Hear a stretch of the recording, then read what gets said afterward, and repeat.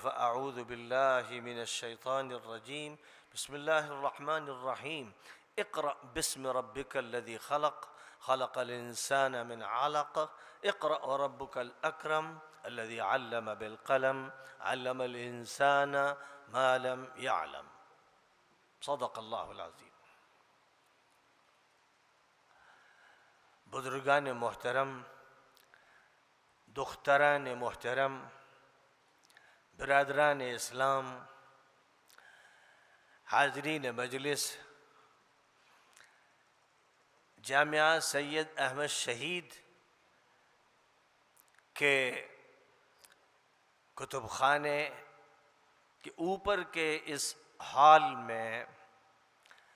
آج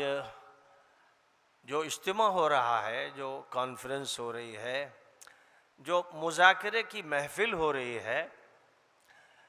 اس کا عنوان بڑی اہمیت کا حامل ہے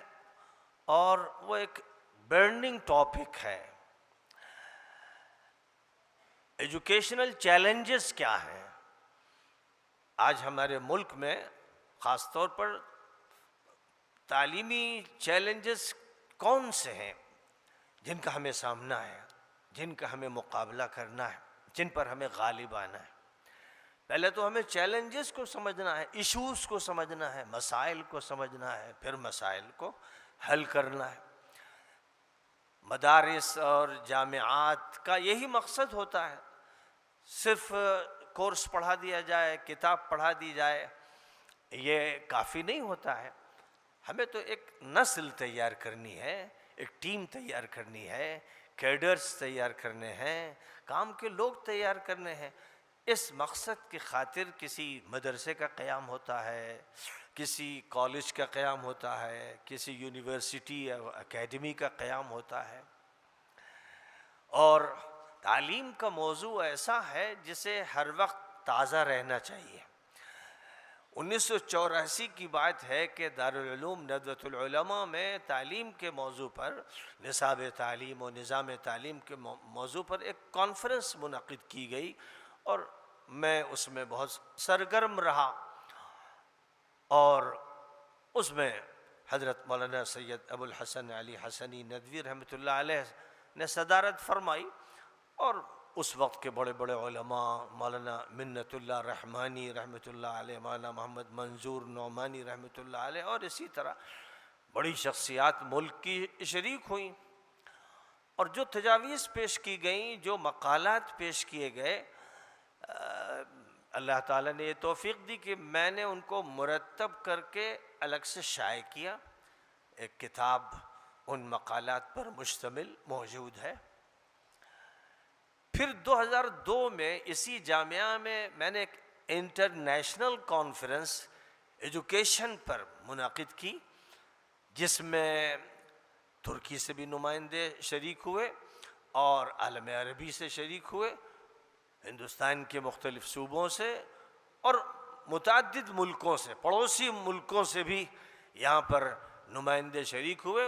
3 دن کی وہ کانفرنس تھی، بڑی بھرپور، بہت جامع، بہت مفید، جس میں نظام تعلیم پر بھی غور کیا گیا، نصاب تعلیم پر غور کیا گیا، تجاویز پاس کی گئیں، مقالات پیش کیے گئے اور وہ سب چیزیں محفوظ کی گئیں.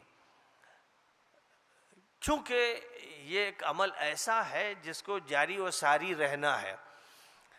ہر 5 سال پر ہمیں چاہیے کہ ہم اپنے نظام تعلیم اور نصاب تعلیم کا جائزہ لیں. اب ہم کہاں کھڑے ہیں؟ آج مشکل یہ ہے کہ 150 سال پہلے دارالعلوم دیوبند میں جو نصاب تعلیم اختیار کیا گیا تقریباً وہی چلا آ رہا ہے. دنیا کہاں سے کہاں چلی گئی، لیکن ہمارے ہاں روایت پرستی کچھ ایسی ہے، قدامت پرستی ایسی ہے، کچھ شخصیت پرستی ایسی ہے کہ بس جو چیز بھی چلی آ رہی ہے اسی کو ہم پکڑے رہتے ہیں. دارالعلوم ندوۃ العلماء کو 125 سال سے زیادہ ہو گئے ہیں، اور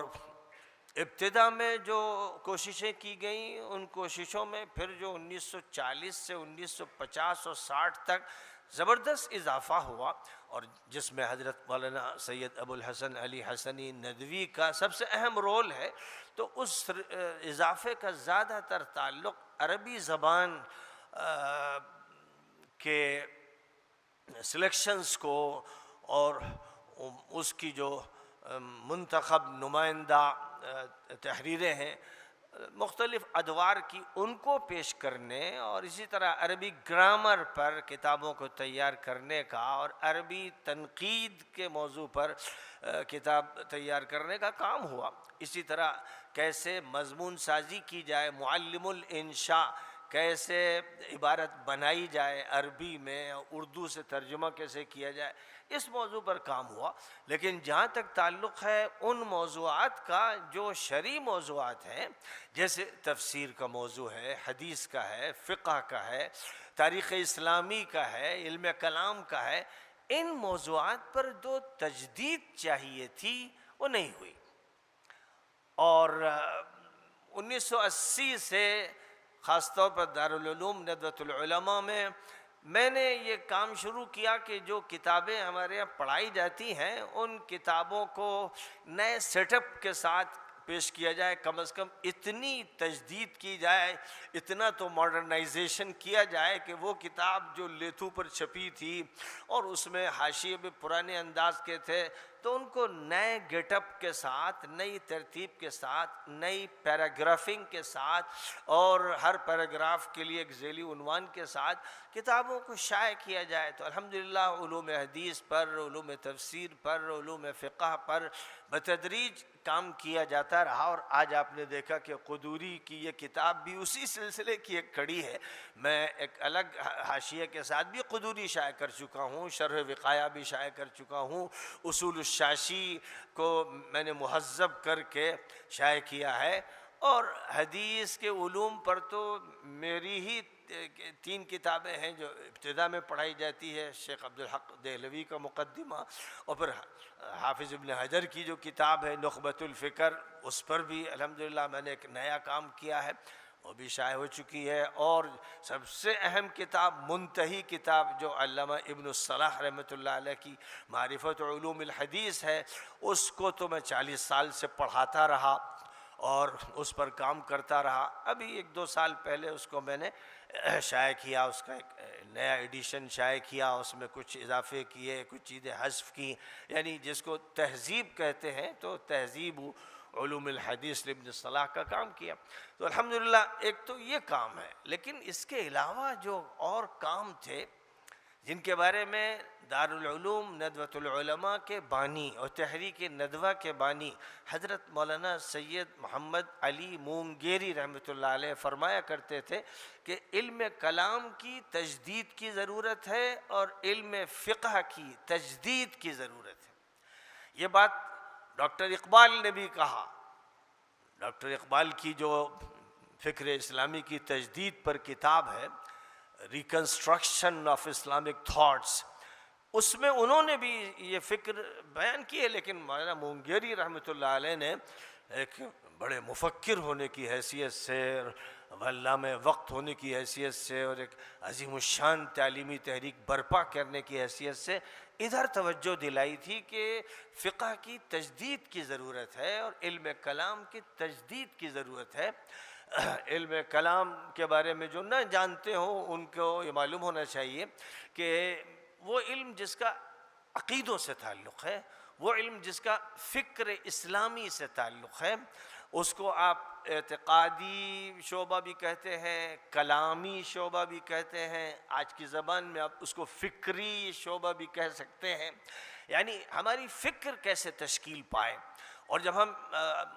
مطالعہ کریں اور ایمانیات کی بات کریں تو کیا ہمارے لیے ضروری ہے کہ 2ری، 3ری، 4تھی صدی میں جو کتابیں علم کلام کے موضوع پر لکھی گئیں، علم عقائد کے موضوع پر لکھی گئیں، کیا انہی کتابوں کو ہم درس میں رکھیں جن میں تذکرہ ہے یہ اہل سنت ہیں، یہ شیعہ ہیں، یہ مرجئہ ہیں، یہ جہمیہ ہیں، یہ کرامیہ ہیں، یہ معتزلہ ہیں؟ ایک عجیب جنگل ہے اور پھر دنگل ہے۔ اس طرح سے عقائد پیش کیے گئے کہ ہر فرقہ ایسا لگتا ہے جیسے چھینی لیے کھڑا ہوا ہے اور کلاڑی لیے ہوئے ہے اور بس وہ اپنی چیزیں ڈھال ڈھال کے پیش کر رہا ہے. دوسرے فرقے کی تردید کرنا اس کی ذمہ داری ہے. ایک مناظرانہ انداز ہے جو کتابوں پر بھی حاوی ہو گیا اور اس کے بعد مختلف نظریات سامنے آئے. اور اب کسی کتاب کو ہم اس لیے اختیار کریں گے کہ بھئی وہ ہمارے فرقے کی ہے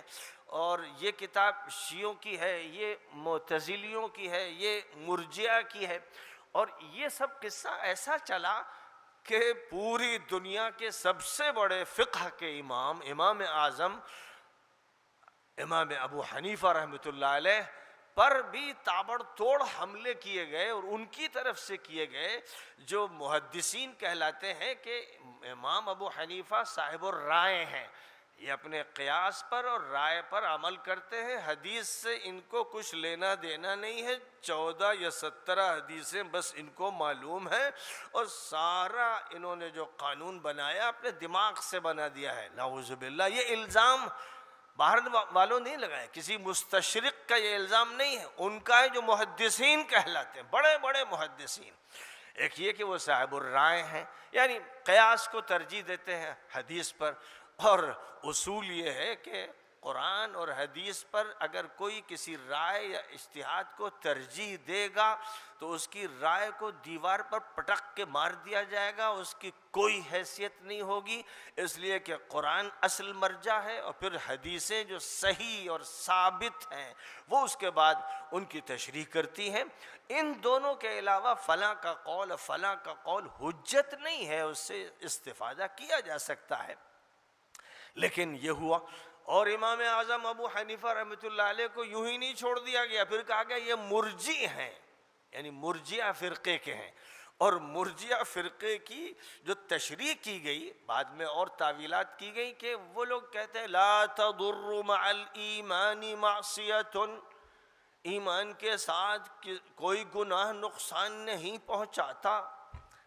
آپ اگر ایمان والے ہیں تو آپ جو چاہیے کرتے رہی، گناہ کرتے رہی، کوئی اثر پڑنے والا نہیں ہے. تو کہہ دیا گیا امام صاحب مرجی ہیں. سبحان اللہ. الزام تراشی و بہتان تراشی کی انتہا کر دی گئی. پھر یاد رکھیے یہ باہر والوں نے نہیں کیا، یہ ہمارے بڑے بڑے علماء محدثین راویان حدیث نے یہ مظالم کیے ہیں. اور ان مظالم کو یا تو چھوڑ دیا جاتا ہے یا تعویلات میں لوگ لگتے ہیں جن کا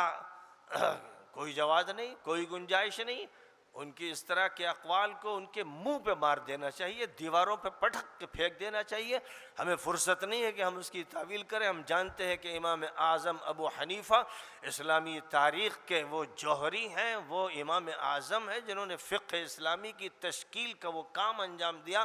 جس پر مدنی مدرسے اور کوفے کے مدرسے کے فارغ التحصیل امام شافعی رحمۃ اللہ علیہ نے، جو امام ابو حنیفہ کے شاگرد محمد ابن الحسن کے شاگرد رشید ہیں، انہوں نے یہ بات کہی، کھل کر کہی، سب کے سامنے کہی کہ الناس فی الفقہ عیال علی ابی حنیفہ. سارے لوگ فقہ میں، قانون سازی میں، قانون سمجھنے میں ابو حنیفہ کے شاگرد ہیں، ابو حنیفہ کے بچے ہیں، اطفال مکتب ہیں. یہ امام شافعی کی صداقت ہے، سچائی ہے جو انہوں نے کہی. جیسے امام شافعی کو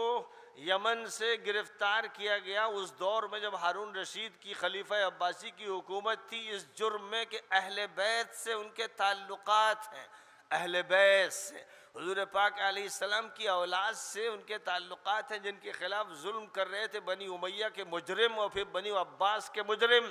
تو امام شافعی کو یمن سے گرفتار کیا گیا، ہتھ کڑیاں اور بیڑیاں پہنائی گئیں اور یمن سے بغداد لایا گیا. یہ وہ امام شافعی ہیں جن پر وہی جرم عائد کیا گیا جو ابو حنیفہ پر بھی عائد کیا گیا کہ یہ اہل بیت کے ساتھی ہیں، ان کی مدد کر رہے ہیں. امام زید کی جو بنی امیہ کے خلاف انقلاب برپا کر رہے تھے، امام ابو حنیفہ کے سر پر ابن حبیرہ ملعون نے کوڑے لگائے، سر پھٹ گیا تھا. اور اس کے بعد جب عباسی حکومت آئی تو اس دور کے مجرموں نے ان کو جیل میں ڈالا اور 150 ہجری میں جیل میں ان کی شہادت ہوئی، زہر دے کے مارا گیا. یہی جرم ان بدماشوں و خبیثوں نے امام مالک کے ساتھ کیا، جو حضور پاک علیہ السلام کی مسجد میں درس حدیث دے رہے تھے اور وہ امام دار الہجرہ شمار کیے جاتے تھے، لیکن الزام تھا کہ اہل بیت سے تعلق رکھتے ہیں، ان سے زیادہ ان کا رابطہ ہے۔ اس کا مطلب یعنی وقت کی حکومت کے خلاف جو لوگ ہیں، جو عناصر ہیں، ان کے ساتھ، تو ان کے کوڑے لگائے گئے اور ہاتھ کھینچے گئے، جس سے کاندھوں سے ہاتھ اکھڑ گئے، جس کے بعد نماز میں ہاتھ نہیں اٹھا پاتے تھے، وہ بس اشارے سے، گویا اشارہ کافی ہوتا تھا، اور ہاتھ باندھنے کا جو عمل چلا آ رہا تھا وہ نہیں کر پائے۔ لوگوں نے یہ سمجھا کہ ارسال ہی سنت ہے، ان کے جو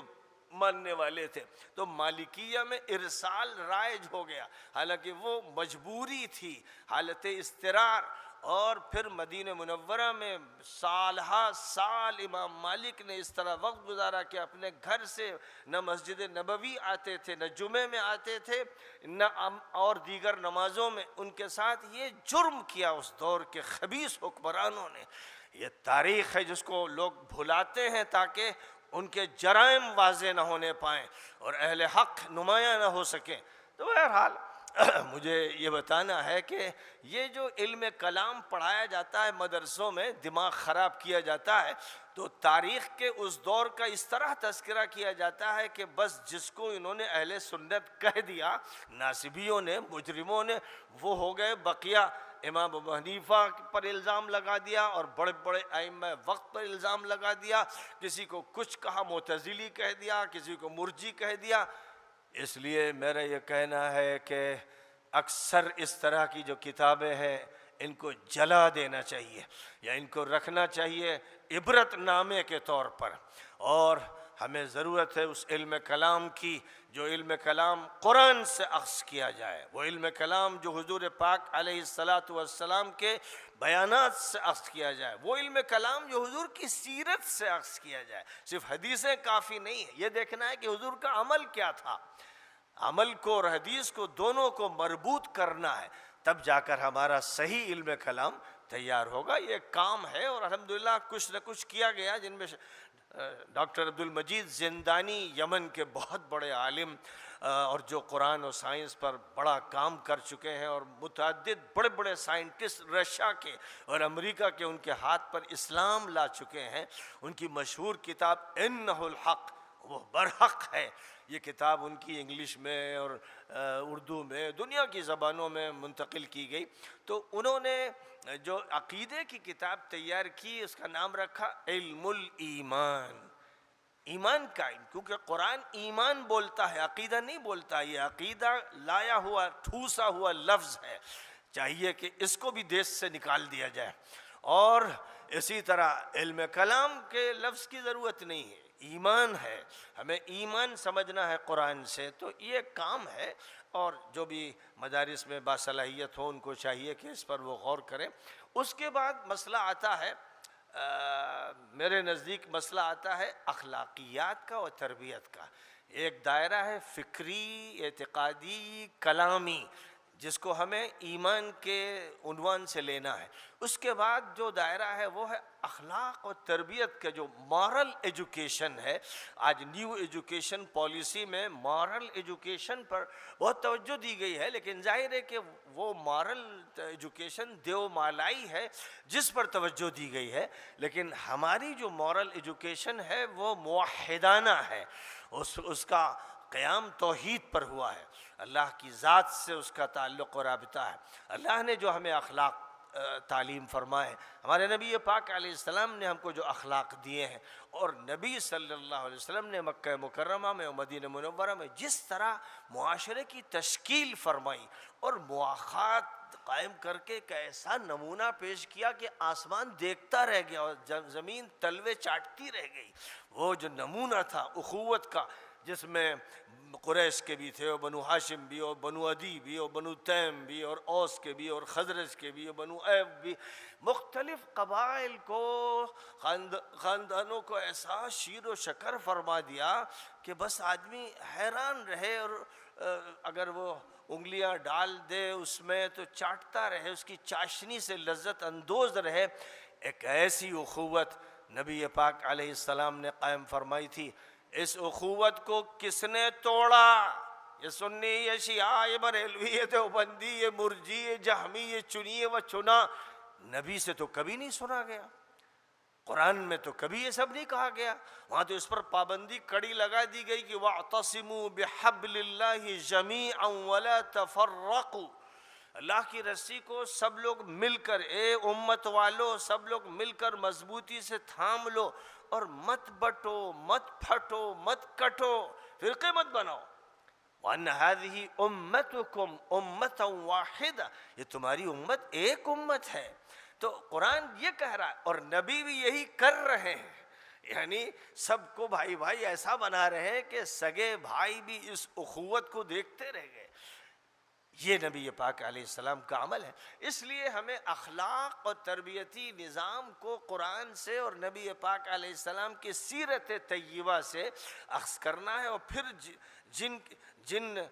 لوگوں کی زندگی میں یہ سیرت پوری طرح اپنے رنگ کے ساتھ، اپنے روغن کے ساتھ ظاہر ہوئی، ان میں کوئی شک نہیں ہے کہ جو نبی پاک علیہ السلام کے ساتھ شروع سے رہے،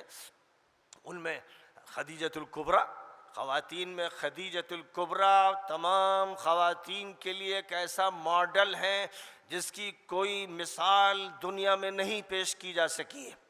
جو مثال حضرت مریم علیہ السلام کی ہے وہ ایک خاص مثال ہے کہ اللہ تعالیٰ نے ان کا انتخاب فرمایا، بغیر شوہر کے ایک بچہ پیدا ہوا، اور حضرت عیسیٰ علیہ السلام کو ایک خاص مقام۔ لیکن انبیاء کرام کی مدد اور نبی خاتم الزماں کی مدد، اسلامی تحریک کے ساتھ تعاون، اور اپنے مال کی قربانی اور اپنی جان، اپنی صلاحیتوں کی قربانی، اور اس کے لیے جو طریقہ کار ہے وہ حضرت خدیجۃ الکبریٰ کی سیرت طیبہ میں ہے۔ ضرورت اس بات کی ہے کہ ہماری اسکول کی اور کالج کی اور یونیورسٹی کی جو لڑکیاں ہیں، جو خواتین ہیں، وہ سب سے پہلے اپنی نگاہوں کے سامنے حضرت سیدہ خدیجۃ الکبریٰ رضی اللہ تعالی عنہا کی مثال کو رکھیں، اور اس کے بعد پھر ان کی جو اولاد ہے، ان کی جو بچیاں ہیں، بچے تو چھوٹے چھوٹے ہوئے اور ختم ہو گئے، یعنی نبی پاک علیہ السلام کے چھوٹے بچے، جن میں ایک قاسم تھے اور دوسرے عبداللہ تھے، 2 سال 3 سال کی عمر میں اللہ نے ان کو اٹھا لیا۔ کیا نظام تھا وہ تو اللہ ہی جانتا ہے، لیکن جہاں تک تعلق ہے حضرت زینب کا، حضرت رقیہ کا، حضرت ام کلثوم کا، اور سیدہ فاطمۃ الزہرا کا، یہ 4 وہ انوار ہیں، یہ 4 خواتین کے لیے وہ نمونے ہیں جن کی مثال تاریخ انسانی میں مشکل سے ملے گی۔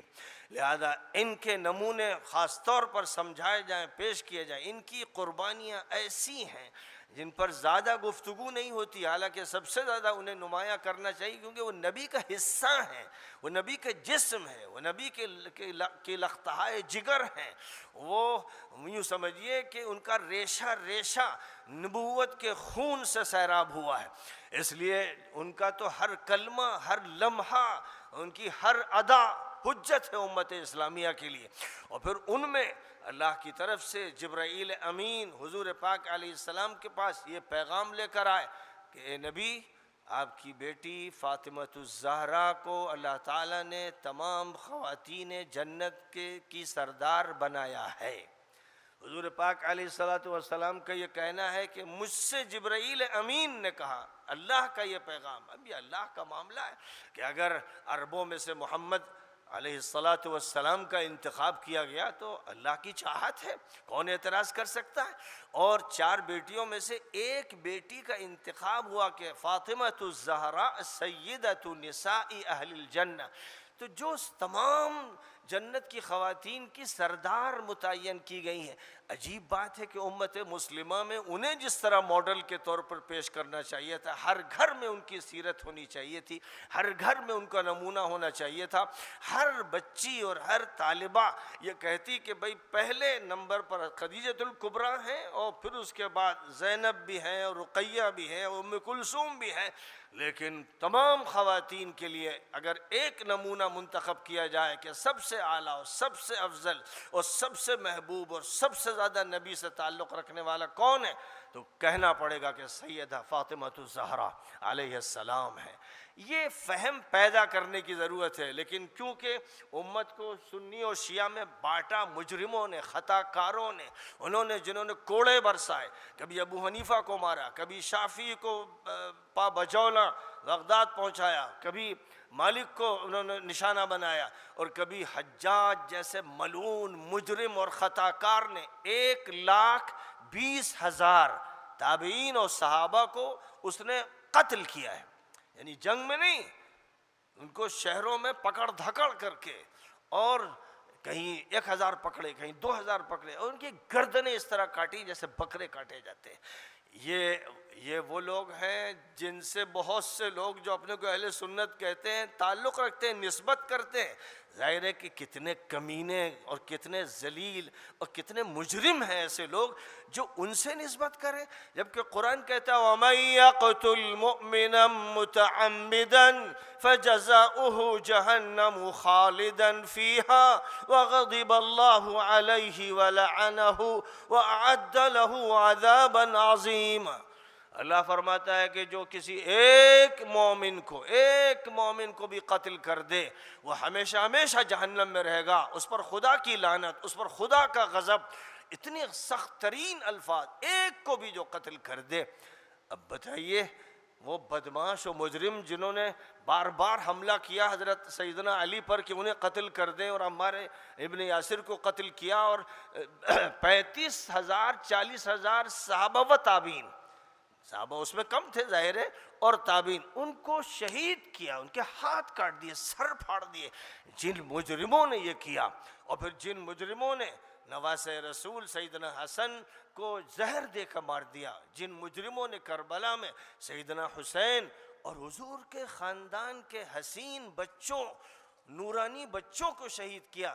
میں نہیں سمجھتا کہ پوری تاریخ انسانی میں اتنے بڑے فرعون، اتنے بڑے نمرود کبھی پیدا ہوئے ہوں گے. فرعون ان کے مقابلے میں کچھ نہیں ہے، نمرود ان کے مقابلے میں کچھ نہیں، جنہوں نے یہ جرائم کیے ہیں. اب ظاہر ہے کہ جب ان جرائم کو فرقوں کی نگاہوں سے دیکھا جائے گا تو پھر ظالموں کے ساتھ کھڑے ہوں گے بہت سے لوگ جو کہیں گے وہ سنت رسول کے نمائندہ ہے. تف ہو ایسے لوگوں پر، سحقن جو نبی ہی کے گھر کو مار دیں، کاٹ دیں، ان کے محبوبوں کو پر تلواریں چلا دیں اور تیر چلا دیں، پھر کہیں کہ ہم سنت والے ہیں.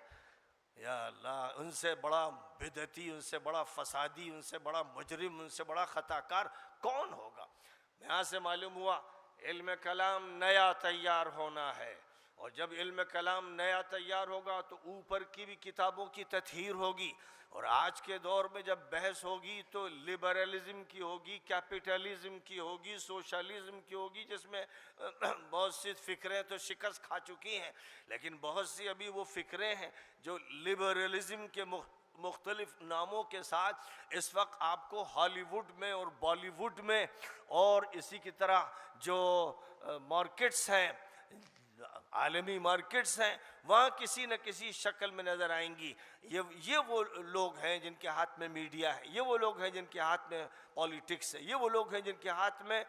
ایجوکیشن ہے، یہ وہ لوگ ہیں جو کتابیں تیار کرتے ہیں، یہ وہ لوگ ہیں کہ جو ان کے وارث ہیں جنہوں نے ڈیوائڈ اینڈ رول کی پالیسی پر عمل کیا اور ایسی مہلک و زہرناک کتابیں تیار کی جن کے نتیجے میں ہندو اور مسلم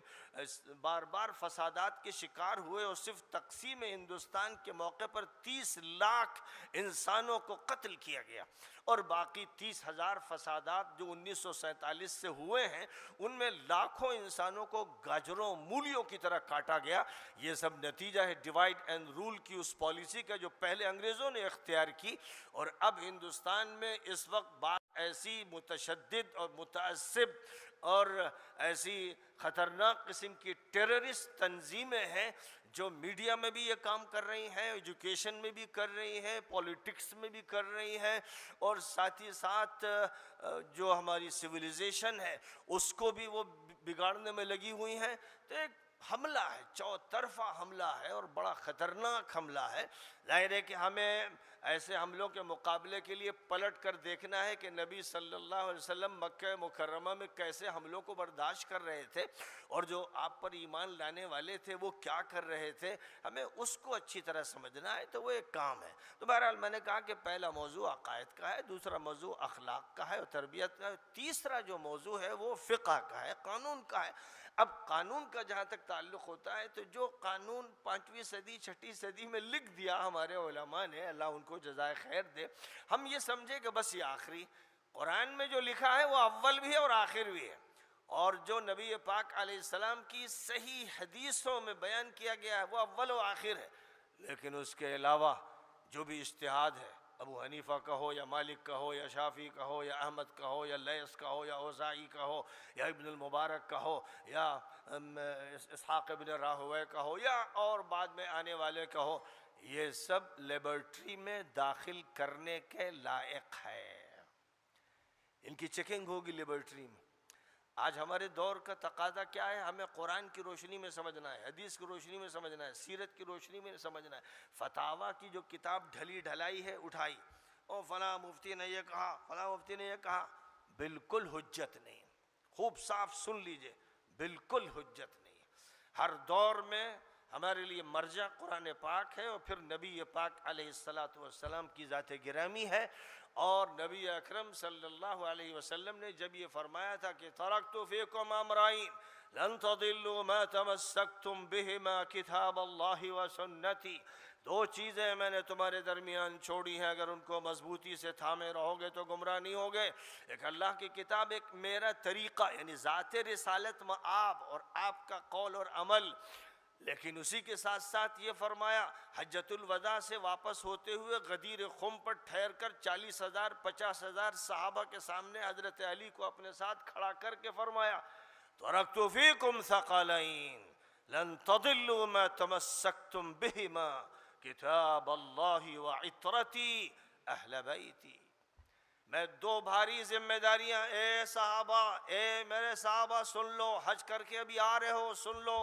اور آپ نے تمہید میں یہ فرمایا تھا کہ میرا آخری وقت ہے، میں وصیت کر رہا ہوں، یہ الفاظ صحیح احادیث میں موجود ہیں۔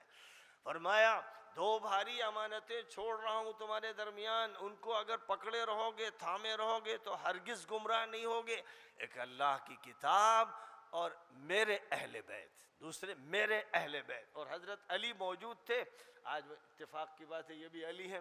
آپ نے ہاتھ اٹھا کر سب کو دکھایا میرے اہل بیت۔ اب میرے اہل بیت میں جب نجران کا وفد آیا اور آپ نے ان کو مباہلے کی دعوت دی تھی تو آپ صرف اور صرف حضرت علی، حضرت فاطمہ، حضرت حسن، حضرت حسین کو لے کر نکلے اور یہ فرمایا یہ میرے اہل بیت ہیں، اے نجران کے عیسائیوں، آؤ مقابلہ کرنا ہے، مباہلہ کرنا ہے تو آؤ کریں، اللہ تعالیٰ سے دعا مانگے کہ اللہ حق ظاہر فرما دے۔ تو عیسائی پیچھے ہٹ گئے کہ بھئی ہم آپ سے مباہلہ نہیں کریں گے۔ ایسے ہی حضرت ام سلمہ رضی اللہ تعالیٰ عنہ بیان کرتی ہیں کہ ایک موقع پر گھر ہی میں حضور نے علی کو بلایا، فاطمہ کو بلایا، حسن کو بلایا، حسین کو بلایا، ایک چادر ان پر تان دی اور فرمایا اے اللہ یہ میرے اہل بیت ہیں، ان کو پاک بازی عطا فرما، طہارت عطا فرما، یعنی ان کے لیے دعائیں فرمائی۔ تو ام سلمہ حضور کی زوجہ مطہرہ ام المومنین کہنے لگی حضور کیا میں نہیں؟ فرمایا کہ تمہارا الگ مقام ہے، یعنی ازواج مطہرات کا ایک مقام ہے وہ الگ ہے،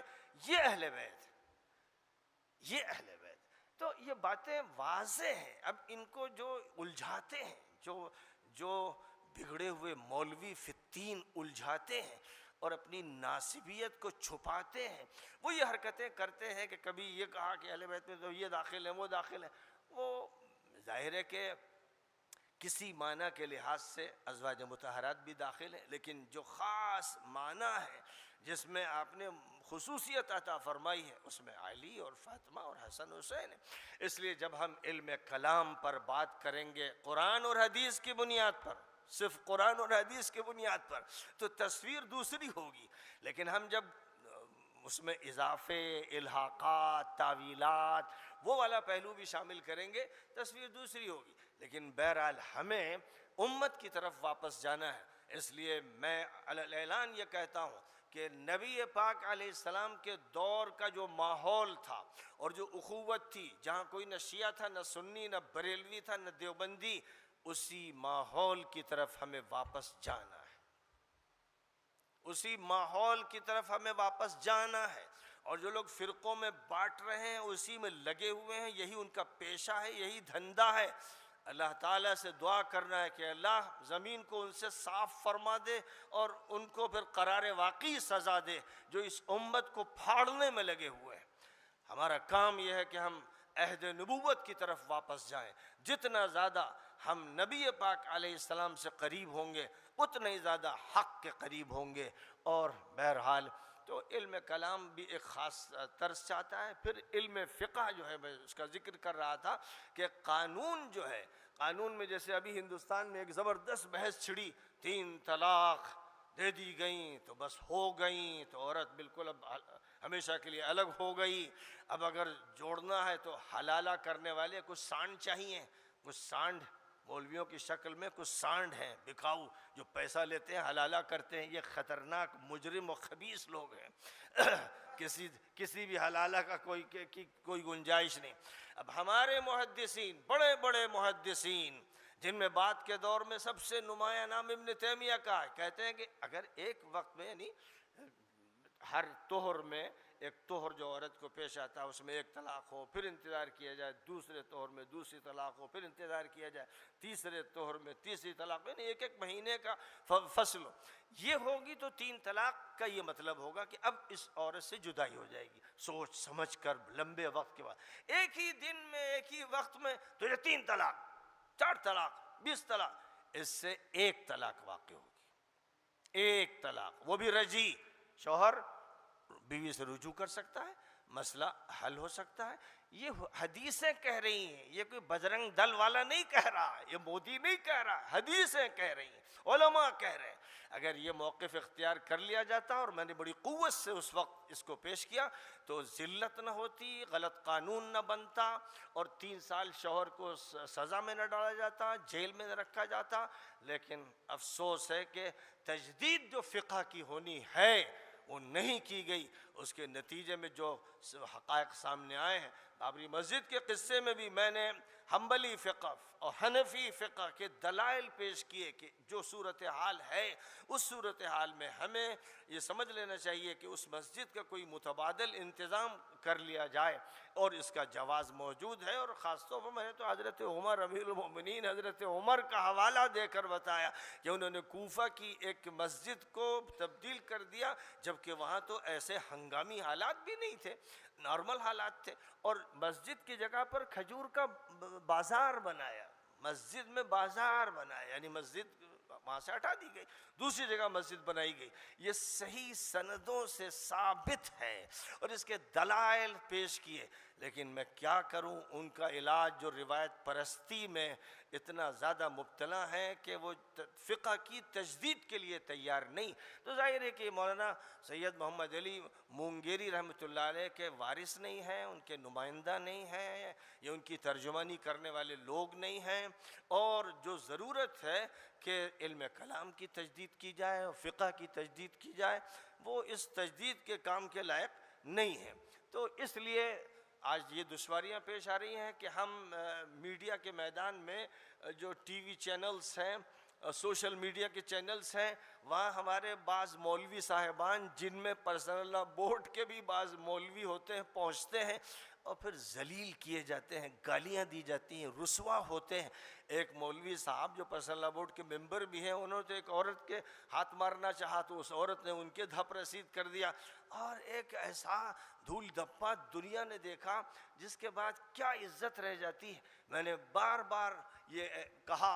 اپنے پیغامات میں کہ کسی بھی سنجیدہ انسان کو، کسی عالم کو، کسی انٹلیکچوئل کو اس طرح کی ڈیبیٹ میں نہیں جانا چاہیے جہاں اینکر چیختی ہے، چلاتی ہے، دہاڑتی ہے، ڈانٹتی ہے، ذلیل کرتی ہے، اور وہ بیٹھے رہتے ہیں، اس لیے کہ سنا ہے کہ ان کو 3000 یا 5000 روپیہ ملتا ہے اس ڈیبیٹ میں شریک ہونے کا۔ اس لیے یہ بے ایمان حرام خور وہاں جاتے ہیں اور اسلام کی بدنامی کا ذریعہ بنتے ہیں۔ تو ظاہر ہے کہ ہمیں جو نظام اختیار کرنا ہے اس میں سمجھنا بھی ہے کہ فقہ کا تقاضا کیا ہے، اس وقت میڈیا کیا کر رہا ہے، پولیٹکس کیا فیصلے کرنا چاہتی ہے، اور جو جوڈیشیری ہے ہمارا قانون جہاں سے نافذ کیا جاتا ہے، ایک تو وہ ہے جو لیجسلیٹو ہے، ظاہر ہے کہ ضرورت لیجسلیٹو کی بھی ہے اور پھر جوڈیشیری کی بھی ہے اور پھر ایگزیکیوٹیو کی بھی ہے۔ ان تینوں کے مجموعے سے کوئی بھی معاشرہ تشکیل پاتا ہے، حکومت تشکیل پاتی ہے، تو ہمیں ان سب چیزوں کے لیے افراد تیار کرنے ہیں۔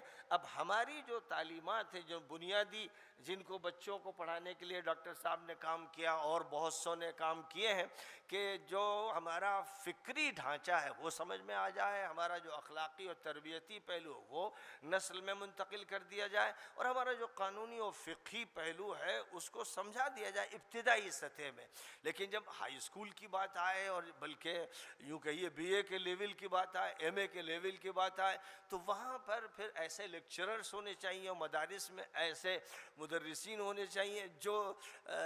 فقہ کو آج کے دور میں ڈھال سکیں، سمجھا سکیں، بتا سکیں، مدلل کر سکیں۔ ایک کام یہ ہے، یہ بہرحال ہر بچے کے ساتھ ہونا ہے، ہر بچی کے ساتھ ہونا ہے، کیونکہ پہلے اسے مسلمان بننا ہے۔ یہ جو سوال کیا جاتا ہے کہ آپ پہلے ہندوستانی ہیں یا پہلے مسلمان ہیں، تو جواب دینا چاہیے کہ ہمیں یہ بتایا گیا کل مولود یولد علی الفطرہ، ہر بچہ فطرت سلیمہ اور اسلام پر پیدا ہوتا ہے، اس لیے ہم پہلے مسلم ہیں، آخر تک مسلم رہیں گے، اسلام پر جئیں گے، اسلام پر مریں گے۔ جہاں تک تعلق ہے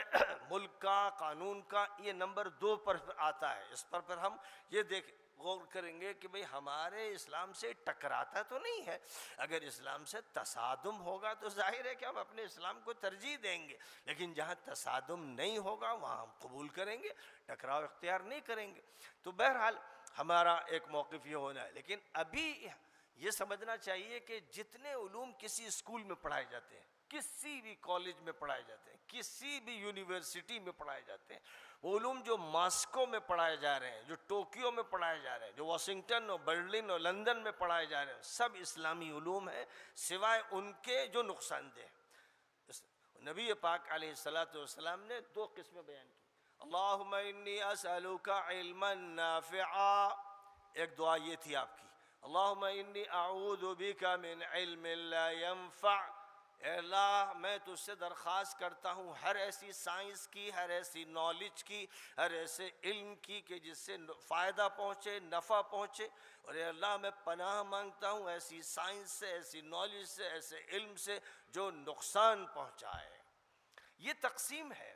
اور یہ تقسیم بالکل پہلی وحی میں فرما دی گئی کہ اقرأ بسم ربک الذی خلق، پڑھیے اپنے پروردگار کا نام لیجئے، اس کی صفت کو سمجھیے، اس کی ذات پر غور کیجئے اور اس تک پہنچنے کی کوشش کیجئے، اور جو کریٹر ہے، یعنی پڑھیے اس کی صفات کا دھیان کرتے ہوئے جو کریٹر ہے، اور جس نے انسان کو اس شکل سے ترقی دی جو ایک جوک کی شکل ہوتی ہے۔ ظاہر ہے کہ ایک جرثومے کی شکل ہوتی ہے، پھر دھیرے دھیرے وہ ایک جوک کی شکل میں رحم مادر سے چپک جاتی ہے، وہ بڑی بھدی اور بڑی بھونڈی شکل ہوتی ہے، گھناؤنی شکل ہوتی ہے۔ اللہ نے انسان کو توجہ دلائی کہ تیری یہ گھناؤنی شکل تھی، پھر میں نے تجھے ماں کے پیٹ میں ایک انسان بچہ بنایا، پھر تجھے باہر نکالا، تو اسے یاد دلایا گیا کہ اللہ کریٹر ہے، اور اس نے ہی پیدا کیا اس جرثومے کو، اور اس کے بعد پھر اس نے مختلف مرحلوں میں تجھے نشو و نما عطا فرمائی۔ تو اب جب یہ بات کہہ دی گئی کہ اللہ کی جو صفات ہیں ان میں صفت خالق کو دھیان میں رکھتے ہوئے پڑھو، تو اب اس کا مطلب یہ ہوا کہ آپ زولوجی پڑھیے، باٹنی پڑھیے، اور کیمسٹری پڑھیے، اور فزکس پڑھیے، اور کاسمولوجی پڑھیے، اور جیولوجی پڑھیے، ہر چیز داخل ہو گئی اس میں، یعنی ہر مخلوق، اللہ یہ کہتا ہے میری ہر مخلوق کو پڑھو، یہ ایک اشارہ دے دیا گیا۔ تب اللہ کی ہر مخلوق، بتائیے کتنی چیزیں، کتنی سائنسز ہیں جو اللہ کی ہر مخلوق سے متعلق ہیں، جو ٹوکیو کی یونیورسٹیز میں پڑھائی جا رہی ہیں، چائنا میں پڑھائی جا رہی ہیں، اور امریکہ میں اور رشیا میں پڑھائی جا رہی ہیں۔ آپ دیکھیں گے کہ عشر عشیر ہے، یعنی جو علوم اللہ بتاتا ہے اس کا عشر عشیر ہے جو دنیا کی تمام یونیورسٹیوں میں پڑھایا جاتا ہے۔